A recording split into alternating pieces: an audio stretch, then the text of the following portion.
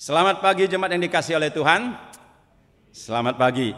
Bersyukur memasuki bulan baru 1 Juni dan juga minggu pertama ya. Jarang-jarang tanggal 1 itu minggu pertama ya. Jadi ini sangat spesial, kita boleh datang kepada Tuhan bersama-sama beribadah kepada Tuhan.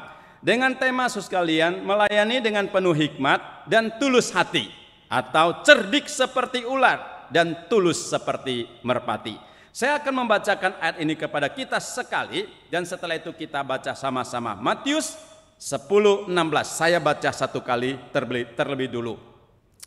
Lihat, aku mengutus kamu seperti domba ke tengah-tengah serigala. Sebab itu hendaklah kamu cerdik seperti ular dan tulus seperti merpati. 1, 2, 3. Lihat, aku mengutus kamu seperti domba ke tengah-tengah serigala. Sebab itu hendaklah kamu cerdik seperti ular dan tulus seperti merpati.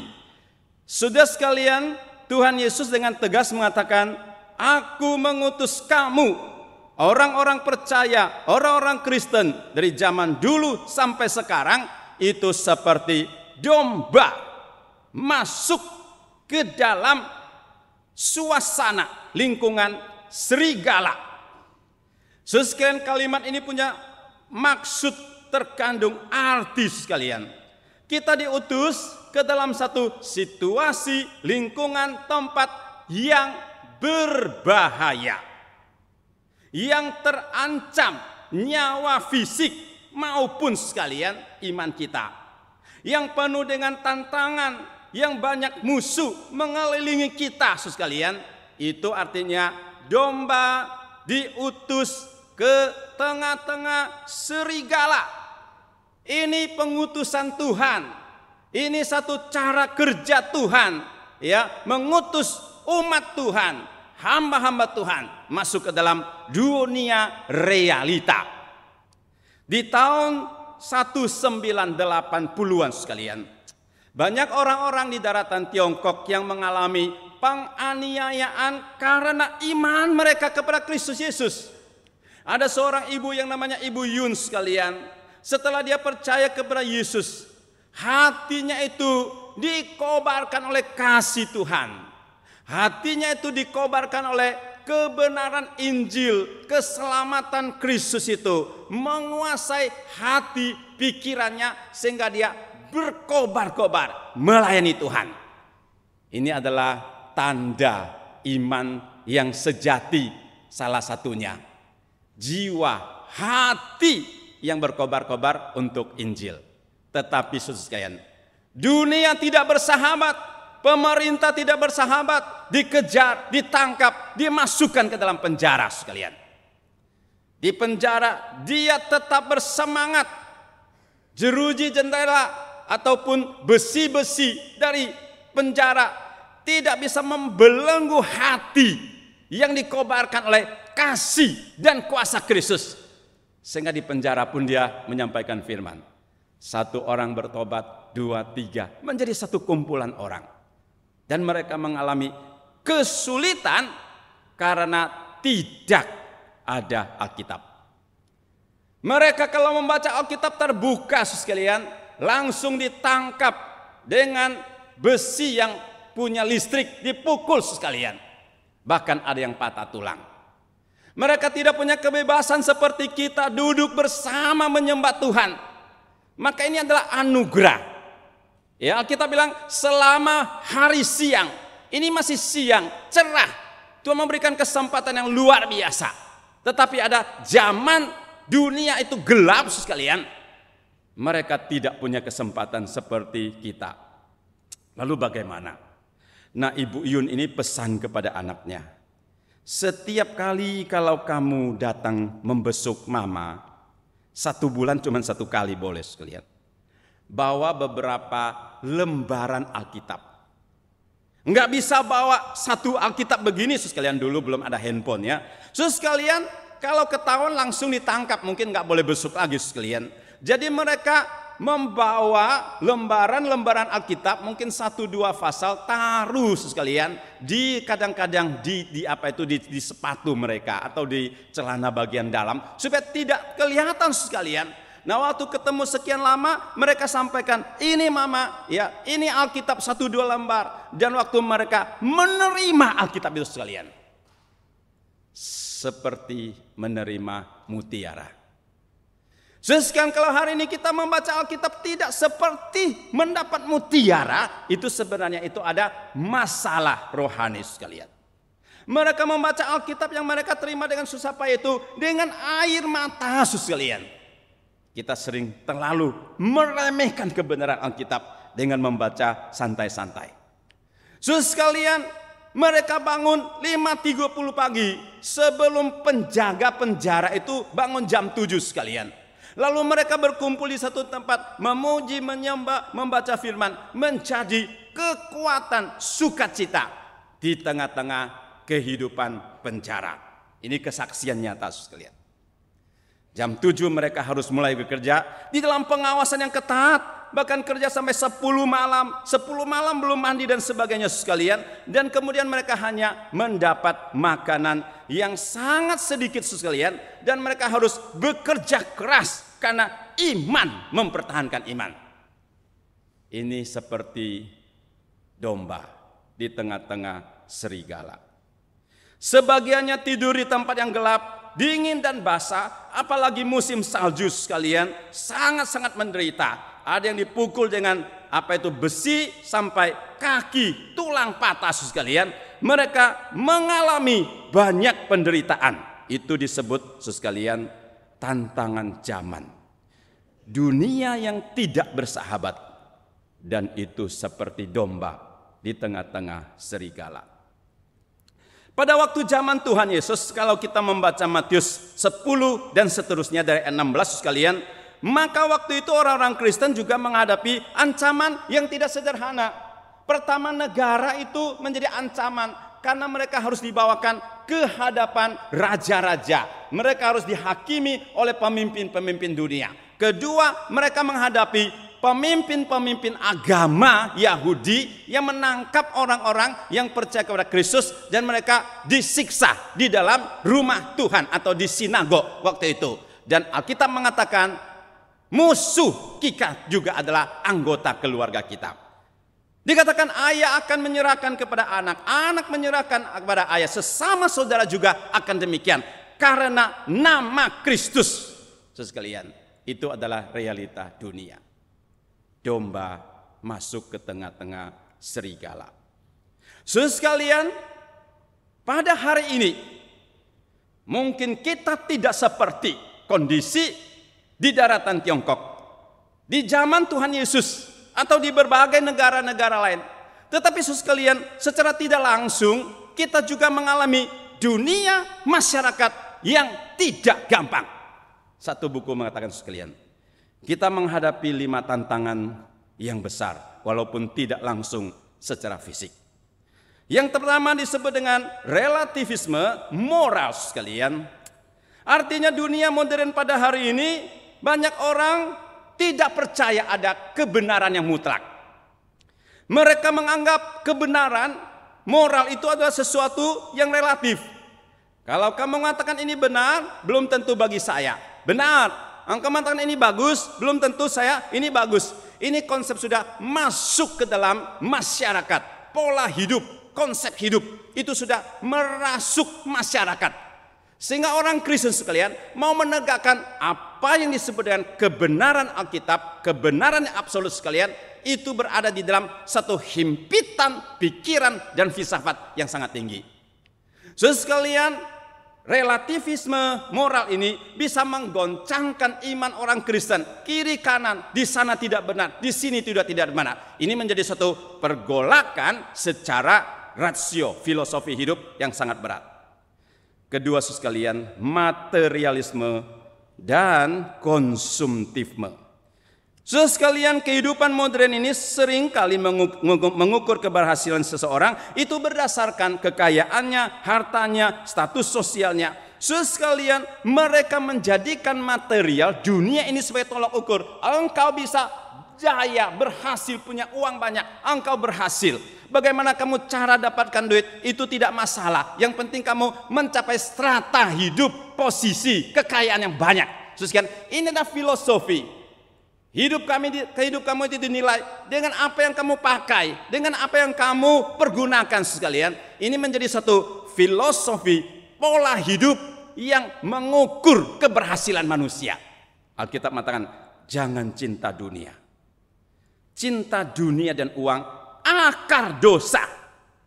Hari ini banyak orang jatuh ke dalam dosa bukan karena natur atau niat jahatnya, tetapi karena keinginan mendapatkan dunia, ketamakan hati. Dan orang Kristen kalau terjerumus sama seperti dunia. Sekian teknologi dan distraksi spiritual. Sekian kemajuan teknologi itu luar biasa pada hari ini sekalian. Dengan memegang satu handphone ini sekalian, kita bisa mengetahui perkembangan satu dunia. Di mana 100-200 tahun yang lalu sekalian, kejadian di belahan dunia yang lain itu harus 1 bulan, 2 bulan baru sampai di telinga kita. Tetapi hari ini di dalam satu waktu yang sama dengan satu handphone kita bisa mengerti sekalian. Dan juga berbagai hal yang kita ingin tahu, termasuk ada AI pada hari ini yang bisa menjawab berbagai pertanyaan. Luar biasa. Teknologi membawa banyak manfaat yang luar biasa, bahkan mengubah pola sistem hidup manusia. Tetapi di pihak lain juga bisa menjadi satu hambatan, menjadi satu serangan bagi kehidupan kita sebagai orang Kristen. Dalam arti sekalian, dia telah merebut waktu kita. Dia sudah merebut hati kita. Dia sudah merebut pikiran kita. Dia sudah merebut fokus hidup kita, arah hidup kita, tujuan hidup kita. Saudara sekalian, siapakah di antara kita yang tidak punya HP? Hampir nggak ada. Siapa yang pertama bangun pagi sekalian lihat Alkitab daripada lihat HP? Saudara sekalian, itu hampir demikian saudara. Kita lebih banyak buka HP. Bahkan saudara sekalian, kita tengah malam bangun kita lihat HP dulu, baru tidur lagi. Kalau enggak bisa tidur sekalian. Walaupun malam-malam seringkali tidak ada orang yang membuat HP kepada kita. Saudara sekalian, ini realita. Dia sudah merebut hati, merebut pikiran kita. Distraksi menjadi satu serangan yang berbahaya. Kalau kita tidak bisa mengendalikan teknologi dan kemajuan zaman dengan baik, itu akan menjadi serangan iman. Individualisme sekalian. Mementingkan diri, mengandalkan diri daripada komunitas Kristen.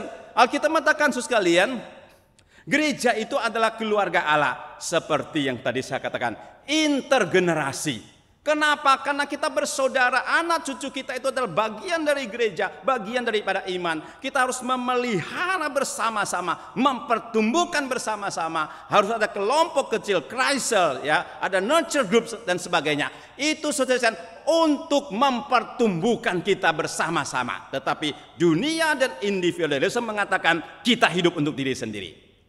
Saudara, ini adalah tantangan. Krisis identitas dan nilai diri sekalian.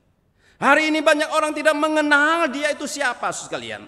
Selalu merasa tidak baik, tidak cukup hidupnya. Sehingga mencari pengakuan, validitas daripada dunia ini sekalian. Sehingga menjerumuskan orang-orang Kristen juga hidup di dalam satu pola pikir, sistem nilai seperti dunia. Dan mengikuti cara-cara dunia. Sekalian, ini adalah realita. Domba di tengah-tengah serigala. Sesuai apa yang harus kita lakukan sekalian? Tuhan memberikan kita dua catatan, dua pengajaran yang sangat-sangat penting sekalian. Yang pertama dikatakan sekalian, kita harus cerdik seperti ular sekalian, cerdik seperti ular. Kalau saudara membaca Alkitab sekalian, Kejadian 3 ayat 1 mengatakan Tuhan menciptakan segala jenis binatang, ular itu paling cerdik. Kata cerdik di sini, kata asalnya itu bisa berarti berhikmat, bijaksana, pinter, terampil menghadapi masalah. Itu punya arti demikian sekalian.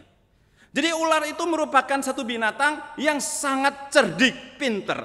Tulisan-tulisan kuno itu mengatakan terampil sekalian, licik juga sekalian. Makanya ular itu sekalian, kulitnya itu licin, susah dipegang sekalian. Dia itu bisa bergerak kemana-mana sekalian. Nah itu sangat licik, tapi secara positif dia itu bijak, dia itu pintar di dalam segala situasi. John Piper menjelaskan demikian. Ular adalah binatang yang sangat cepat mencari jalan keluar saat menghadapi bahaya. Jadi waktu dia menghadapi bahaya, dia punya insting yang cepat mencari mendapatkan jalan keluar. Dan kemudian dia bisa sembunyi di bawah batu. Saat dia menghadapi bahaya, dia tidak konfrontatif, tidak langsung melawan menyerang sekalian, supaya dia tidak masuk ke dalam kungkungan masalah itu atau bahaya itu. Tapi dia mencari jalan keluar daripada membahayakan dirinya. Dan dikatakan Tuhan menciptakan ular dengan bijaksana. Sesuai demikian juga kita hidup di tengah-tengah dunia yang tadi kita lihat. Dengan segala bentuk tantangan, ancaman, bahaya. Secara fisik bisa terjadi, non fisik juga bisa terjadi. Secara filosofi ya terjadi, nilai hidup sekalian. Secara serangan iman itu juga bisa terjadi. Jadi kita harus sekalian memiliki sikap yang bijak di dalam menghadapi realita ini. Sekalian, cerdik seperti ular bisa diterjemahkan menghindari bahaya, menghindari masalah. Masalah di depan kita, sekalian, kita jangan jalan terus masuk ke dalamnya, sekalian. Kita harus menghindar dari masalah itu. Martin Luther mengatakan demikian, sekalian. Kita tidak bisa melarang burung terbang di angkasa di atas kepala kita. Kita nggak bisa terbang, nggak bisa sekalian melarang. Itu udara bebas sekalian, area bebas. Tetapi kita bisa melarang burung buat sarang di kepala kita, betul nggak? Kalau burung mau buat sarang di kepala kita bisa langsung buang, sekalian. Kita bisa hindarkan. Artinya, sekalian, dunia ini banyak masalah yang kita tidak bisa kendalikan. Bencana alam banyak masalah sekalian yang tidak bisa kita kendalikan. Tetapi sekalian, ada hal-hal yang mengancam hidup kita yang bisa kita hindarkan. Seperti Yusuf di dalam perjanjian lama. Dia bekerja di rumah Potifar dengan posisi yang sangat luar biasa, kepercayaan yang luar biasa. Tetapi di dalam posisi yang nyaman sekalian, di situ juga ada bahaya yang serius. Sehingga nyonyanya itu mau tidur bersama dengan sang Yusuf. Sekalian, kalau Yusuf tidak cerdik seperti ular tadi, dia gampang jatuh ke dalam pencobaan karena dia dilindungi oleh kekuasaan untuk melakukan dosa. Dilindungi kekuasaan untuk melakukan dosa. Kan ini seringkali yang menjadi tantangan hidup yang tidak gampang. Tetapi Yusuf melarikan diri dari dosa itu. Sampai bajunya ditarik, lepas sekalian. Dan dia melarikan diri. Artinya Yusuf dengan segala kekuatan dan cara menghindar bahaya dan dosa. Saudara sekalian, ini namanya cerdik ataupun bijak menghadapi bahaya. Saudara, kalau hari ini ada seorang bisnismen, saudara lihat partner saudara ada seorang yang berbahaya, menipu, manipulasi, tidak bertanggung jawab, bisa merusak masa depan. Saudara juga harus bisa menghindar daripadanya. Dan kalau engkau adalah anak remaja, teman-teman sekitar kamu, pergaulan kamu, mereka punya habit tingkah laku yang tidak baik. Mungkin memakai obat-obat terlarang, merokok sekalian, mengikuti gaya hidup LGBT sekalian. Itu sudah merajalela di berbagai lapisan masyarakat. Saudara, sebagai murid Tuhan harus cerdik dan menjauhkan situasi yang berbahaya. Waspada selalu adanya dunia yang jahat di sekitar kita. Saudara sekalian, di tadi pagi saya mengatakan, di antara kita mungkin semuanya pernah pergi ke Taman Safari. Kalau ada yang belum pernah pergi sekalian, Saudara Yosef Wijaya akan bawa kita besok ya jalan-jalan ke Taman Safari. Saudara sekalian, saya juga senang ke Taman Safari bawa anak-anak mulai dari kecil sekalian. Kadang-kadang ada tamu juga bawa ke Taman Safari, kita bisa melihat banyak binatang, kasih makan dia lobaknya itu, kasih makan sebagainya sekalian. Tetapi sekalian, ada area tertentu ya, di mana pintu harus kunci, kaca harus tutup rapat, enggak boleh turun sekalian. Kenapa? Karena itu area berbahaya. Ada harimau, singa, ataupun yang lain sekalian yang ganas di sana sekalian. Saudara harus ekstra hati-hati, sekalian, ekstra hati-hati. Nah, sekalian, seorang murid Tuhan harus ekstra hati-hati karena di lingkungan kita banyak kejahatan, banyak ya serangan, tipu daya iblis yang bisa merusak iman kita. Musuh-musuh kita punya akses ke pemerintah, punya akses ke pemimpin dunia. Orang fasik banyak licik dan hebat caranya, di mana kita harus ekstra lebih daripada mereka kalau kita tidak terjebak. Dan harus belajar seperti Tuhan Yesus. Maksudnya apa sekalian? Yesus datang ke dalam dunia, menghadapi dunia yang sama, pergolakan masalah yang sama sekalian. Yesus ditolak, disalibkan, dipukul dengan cambuk, diludahi sekalian. Yesus dihina, Yesus diejek oleh banyak orang. Ini realita yang dihadapi oleh Yesus. Tetapi Yesus taat kepada Allah Bapa sampai mati di kayu salib. Tetapi dia bangkit dari kematian melalui penderitaan yang paling besar. Yesus masuk ke dalam kemuliaan yang paling besar. Sekarang prinsip ini harus kita pegang teguh. Kita bisa menghindar, waspada iya. Tapi realita kalau kita harus berada di tengah-tengah kesulitan, kita harus berdoa seperti Tuhan Yesus. Jadilah kehendakmu. Atau Paulus mengatakan, taat kepada Allah Bapa sampai merendahkan diri, menjadi hamba, disalibkan. Dan di situ kita akan melihat kemuliaan kekuatan Tuhan menyertai kita. Artinya sekalian, jangan takut kepada penderitaan. Jangan takut kepada kesusahan hidup karena iman. Karena di tengah-tengah penderitaan seringkali orang bertumbuh. Di tengah-tengah penderitaan ada berkat Tuhan, penyertaan Tuhan yang khusus. Jadi kalau saudara di dalam kehidupan perjalanan iman kita menghadapi masalah, kita jangan menyangkal Tuhan, jangan menyalahkan Tuhan, jangan lari daripada Tuhan. Karena di dalam penderitaan pun di situ ada Yesus Kristus Tuhan menyertai kita. Jadi Yesus mengatakan, aku mengutus kamu masuk ke dalam dunia yang bahaya, domba ke tengah serigala. Ini realitas sekalian yang tidak bisa kita hindarkan. Karena dunia ini tidak bersahabat dan kita harus punya kesiapan hati yang melebihi daripada penderitaan ini.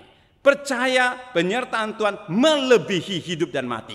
Artinya sekalian, kuasa Tuhan, pemeliharaan Tuhan itu lebih besar kuasanya daripada penderitaan, bahkan kematian. Di balik kematian Tuhan memberikan kehidupan. Sehingga sekalian, kita jangan takut kepada penderitaan, kesulitan. Memang kita harus menghindar, tetapi di dalam penderitaan pun ada hikmat yang Tuhan berikan, bahwa keselamatan, pemeliharaan, kuasa Tuhan itu lebih besar daripada dunia ini. Sekalian, yang kedua, yang utama, Tuhan katakan, hendaklah engkau tulus seperti merpati. Sekalian, kembali John Piper mengatakan, tulus seperti merpati itu seperti orang Kristen yang hidup di tengah-tengah dunia tetapi tidak memberi alasan apapun yang legitimate kepada dunia ini mencelah, menjatuhkan kehidupan kita. Mereka tidak melihat hal-hal yang tidak bermoral, tidak adil, tidak benar di dalam kehidupan kita, bisa memelihara satu reputasi yang bisa dipertanggungjawabkan. Sekalian, ini seperti merpati yang tulus, yang tidak perlu diragukan keotentikan hatinya. Memang kita manusia yang masih berdosa, kita bisa jatuh ke dalam dosa, tetapi kita berada dalam satu proses hidup. Roh Kudus membantu kita, pengudusan terjadi di dalam hidup kita, sehingga hati kita dikuasai oleh Tuhan dari hari ke hari, menjadi semakin baik, menjadi semakin mengasihi, menjadi semakin serupa Kristus. Ini yang harus kita lakukan di dalam realita kita, kehidupan sebagai orang Kristen, tulus seperti merpati. Sekarang kan hidup tanpa cacat dan celah sekalian. Sehingga orang melihat kita berbeda dengan dunia. karena tidak bercacat dan tidak bercela. Yesus hidup di dalam dunia berbeda dengan pemimpin-pemimpin agama, berbeda dengan dunia penguasa waktu itu. Kenapa? Karena hidupnya tidak bercacat, tidak bercela. Dia mengasihi orang dengan kasih yang tulus sekalian. Tidak ada unsur-unsur politik di dalam pelayanan Tuhan Yesus waktu dia mengasihi orang. Orang sejahat apapun datang kepada Yesus, dia mengampuni, melayani dia dengan hati yang tulus. Ini sulit ditemukan atau tidak ditemukan di dalam dunia. Itu namanya tidak bercelah, tidak bercacat. Orang menyalibkan Yesus, bahkan dia Bapa ampuni mereka karena mereka tidak mengerti apa yang mereka lakukan. Yesus memperlihatkan satu kasih yang murni, kasih yang tulus, kasih yang begitu agung, rela berkorban sekalian, mengampuni orang-orang banyak. Dia bertanya dan menantang banyak orang, coba kamu temukan kesalahan apa yang ada di dalam diri saya sehingga dia menjadi beda dengan orang lain. Waktu Pilatus menghakimi dia 3 kali, Pilatus mengatakan, aku tidak menemukan kesalahan pada orang ini. Kenapa kamu umat Israel menyerahkan dia kepadaku? Sebenarnya Pilatus 3 kali mau membebaskan Yesus. Tetapi karena desakan masyarakat dan kepentingan politiknya, dia menyalibkan Yesus yang tanpa salah di hadapan penghakimannya. Saudara sekalian, hari ini adakah orang melihat hidup kita itu tidak bercela dan dapat mempertanggungjawabkan segala aspek hidup kita? 1 Petrus 3:15 mengatakan bahwa kita harus memberikan pertanggungjawaban atas seluruh kehidupan kita di depan sesama manusia. Saudara, artinya setiap perbuatan kita, setiap tutur kata kita, di keluarga, di bisnis, di masyarakat, itu harus bisa dipertanggungjawabkan kebenarannya di hadapan Tuhan, di hadapan manusia. Itu artinya sekalian, tulus seperti merpati tanpa cacat. Engkau menjadi berbeda, menjadi terang dunia yang sangat luar biasa. Saudara sekalian, dunia tidak bersahabat, iya. Penganiayaan itu terjadi bahkan mulai dari perjanjian lama orang Israel masuk ke tanah Mesir. Dianiaya, mereka berseru-seru, Tuhan kasihilah kami bekerja keras ditindas. Itu bukan zaman ini sekalian. Itu zamannya di Mesir orang Israel sudah terjadi. Demikian juga sekalian. Sampai perjanjian baru. Ke sekarang juga sekalian. Dunia tidak bersahabat. Sehingga Yesus mengatakan, aku mengutus kamu seperti domba ke tengah-tengah serigala. Tetapi di balik itu sekalian, ada proteksi. Ada pemeliharaan Tuhan yang luar biasa. Kalau saudara membaca lagi Matius 10 ayat 19-20 sekalian, jangan takut karena Roh Kudus akan menyertai kamu serta memberikan kamu kata-kata waktu kamu menghadapi musuh. Mungkin waktu menghadapi musuh kita tidak mengerti bagaimana menjawab, mengatasi masalah. Tetapi Roh Kudus akan memberikan kita kata-kata, kekuatan bimbingan yang supranatural, yang ilahi, yang tidak dimiliki oleh dunia. Saudara sekalian, Matius 28-20, semua kuasa ada di dalam tangan Tuhan, baik yang di surga, di bumi, sekarang selama-lamanya. Tuhan mengatakan, aku akan menyertai engkau. Menyertai apa? Menyertai dengan kekuasaan yang terbesar. Dunia ada ancaman, iya. Tetapi kuasa Yesus lebih besar. Sehingga di dalam ayat berikutnya dari Matius 10 itu dikatakan sekalian, jangan takut kepada mereka yang bisa bunuh fisik jasmani, tetapi tidak bisa membunuh jiwamu.